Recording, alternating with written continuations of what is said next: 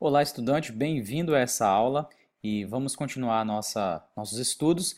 E nessa lição nós vamos fazer uma introdução sobre a abordagem clássica da administração. Bom, eu já preciso te avisar que se você não estudou ainda os conceitos de administração, se você é novo nessa área, que a abordagem clássica da administração, sendo esta a primeira escola de administração, ela é dividida em duas, tá ok?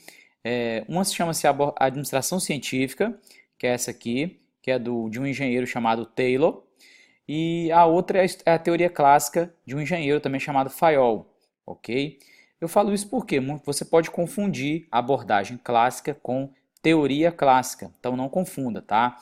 São coisas diferentes. A abordagem clássica considera as duas escolas, científica e clássica, tá bom? Então, fique atento aí, porque às vezes é alguma prova de concurso, alguma prova para você entrar numa empresa, na área de administração, possa cair alguma dessas questões e pode te confundir um pouco. Então já tenha isso anotado aí no seu, se quiser fazer uma anotação aqui na própria plataforma ou no seu caderno aí para você fazer um lembrete, tá bom?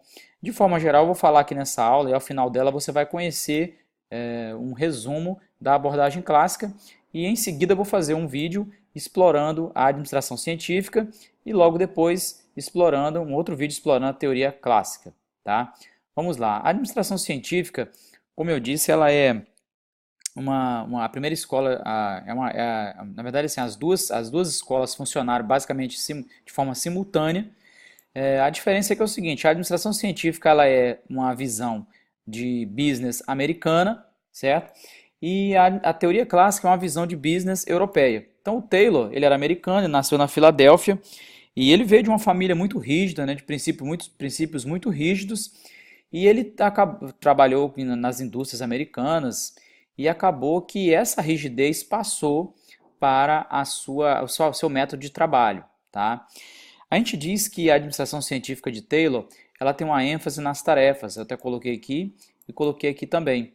É o que em inglês o pessoal chama de bottom-up. O que é a ênfase nas tarefas? O Taylor ele começou a trabalhar organizando, primeiramente, a linha de produção, tá?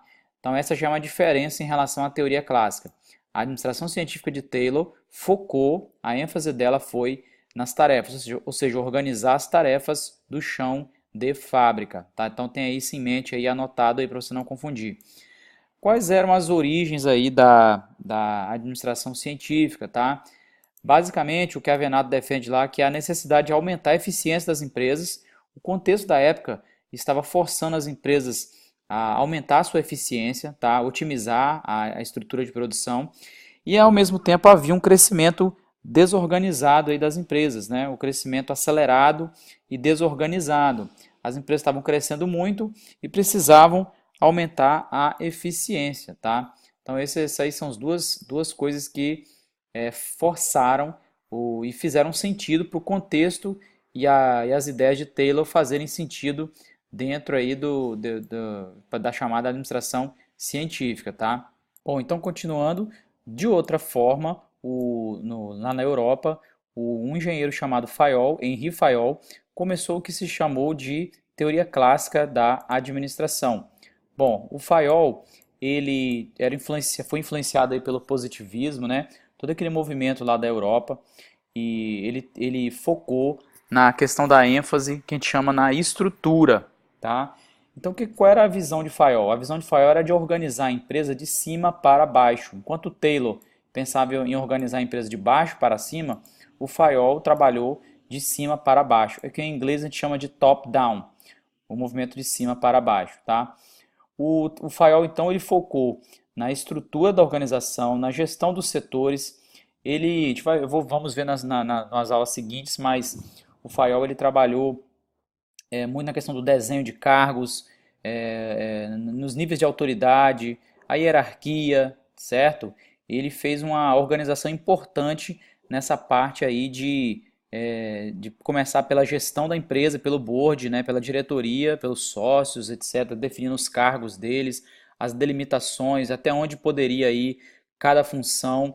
Ele fez um desenho geral das tarefas. É muito comum e às vezes até cai em concurso que a teoria clássica e tem também a teoria estruturalista são teorias de design, que focam no design da empresa, o desenho estrutural da empresa, organogramas, né?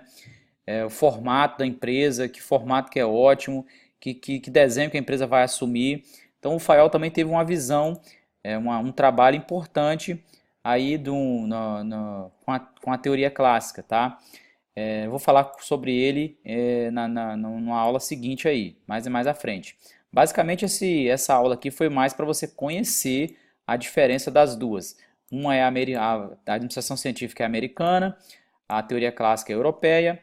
A administração científica teve ênfase no chão de fábrica, organizar o chão de fábrica, colocar os operários, organizar a linha de produção, evitar desperdício, etc., né? Otimizar a máquina. Quanto o Fayol também fez basicamente a mesma coisa, otimizou, mas começando pelo desenho de cargos, desenho das funções, os níveis de hierarquia.